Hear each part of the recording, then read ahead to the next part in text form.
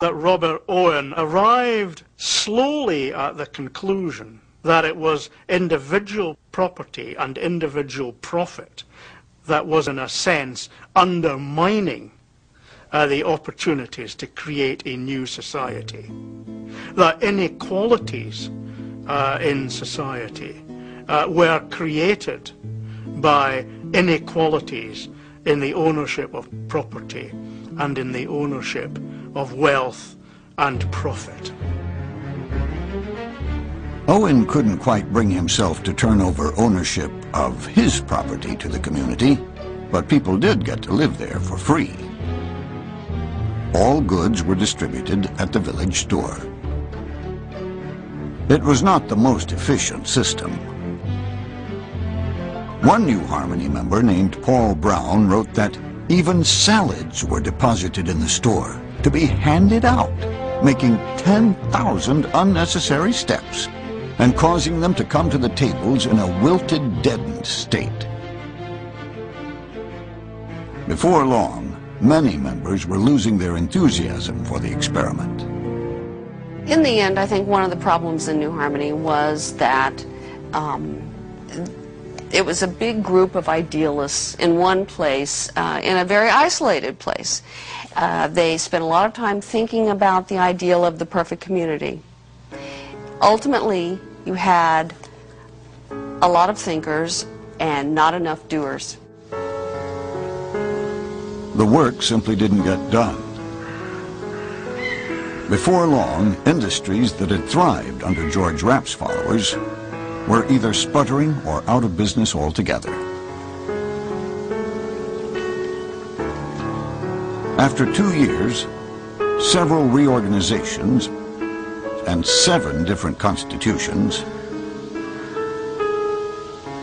Owen's great experiment collapsed.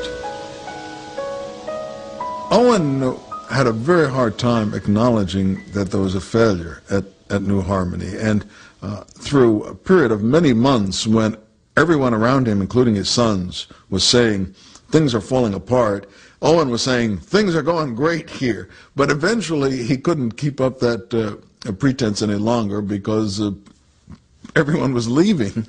And so Owen found a kind of alibi, I think, in blaming the people who came to New Harmony as being poor human material for his experiment. Owen's son Robert Dale stayed at New Harmony after its collapse. He had a different assessment of his father's experiment. He wrote, "All cooperative schemes which provide equal remuneration to the skilled and industrious and the ignorant and idle must work their own downfall. For by this unjust plan, they must of necessity eliminate the valuable members and retain only the improvident, unskilled, and vicious."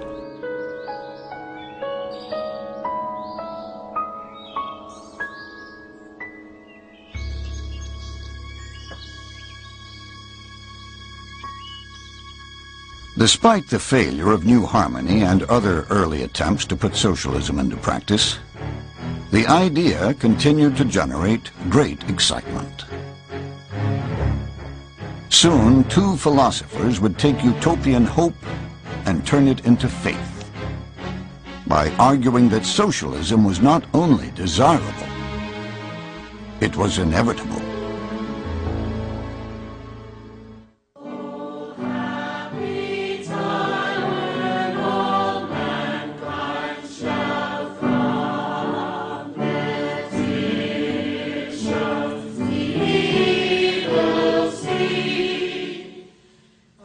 Back in England, Robert Owen and his followers were building gathering places for the socialist faithful.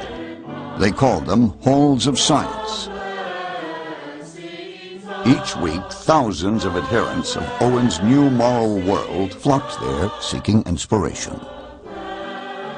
Even though they proclaimed earnestly that they had contempt for all religion, every Sunday they would all gather and bring their families there, but they didn't call them services, they called them meetings, and then someone would get up in the front and do something that sounded like a sermon, but they called it a lecture, and then they would all sing from a special book of socialist hymns, except they wouldn't sing about God and goodness, they would sing about equality and brotherhood.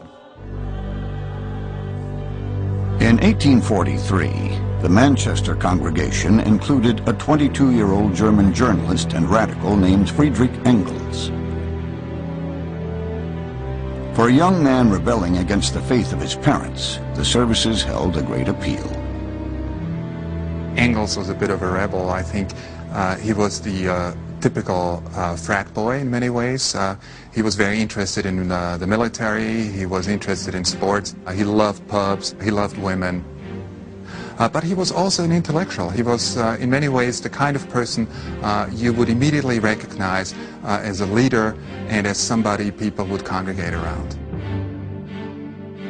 Back in Germany, Engels had fallen in with a radical crowd, and his father was desperate to get him away from the bad influence of his friends. His father gets this idea that he should send Fred off to England, to Manchester, where the family business had a branch, and much to his relief, Fred agrees. Little does Dad know that Fred and his radical associates have come to the conclusion that the revolution is going to break out in England, and Fred is desperate to be there to be part of the action. Once in Manchester, Engels threw himself into writing what would become a famous study of the English working class during the Industrial Revolution. It was a very grim picture. I mean, workers in the 1840s in England, they lived miserable lives. They lived in squalid conditions. They worked 16, 18 hours a day. Child labor, female labor was incredibly common. Disease was rampant. The living standards were just below probably what we would even expect in many underdeveloped countries today. It was a miserable, miserable time. Engels saw that the working class was miserable, and at the same time, he was also envisioning a sort of salvation of the working class in terms of history providing a fertile ground for revolution. He understood that the workers, sooner or later, would understand that history was working in their favor, and therefore history would radicalize them. And by being radicalized, workers would no longer passively see themselves as victims of capitalism, but would actively seek to change it. Engels was soon contributing to Owen's New Moral World and other radical publications. Among them was a newspaper edited by a man who had once been part of young Fred's circle of college radicals back in Germany, the 25-year-old Karl Marx. Marx, starting very young, was very charismatic. He had this forbidding style and this great genius for theoretics, where other people saw a meaning, Marx could see a meaning within a meaning, behind a meaning, and then a bigger meaning. And his colleagues would just look at him awestruck and say, "This is our great genius who can figure it all out." Marx had little use for the ideas of his colleagues. But one of Engels' articles caught his eye. The two men began corresponding, and in the summer of 1844 they arranged to meet in Paris. It was the beginning of one of the most intellectually fruitful partnerships in history. Marx was the prophet. His personality and his nature made him a flamboyant and charismatic figure, and Engels was very willing to defer to that. But Engels' early work and early research really provides much of the foundation upon which Marxism is later built. And Engels, of course, also supports Marx not only through his research, but financially and psychologically. And so without Engels, in any number of ways, Marxism would never have come to be. In January 1848, students and workers took to the streets of Palermo. By February, the revolt had spread to Paris. Soon, nearly 50 uprisings engulfed the European continent from Russia to the English Channel.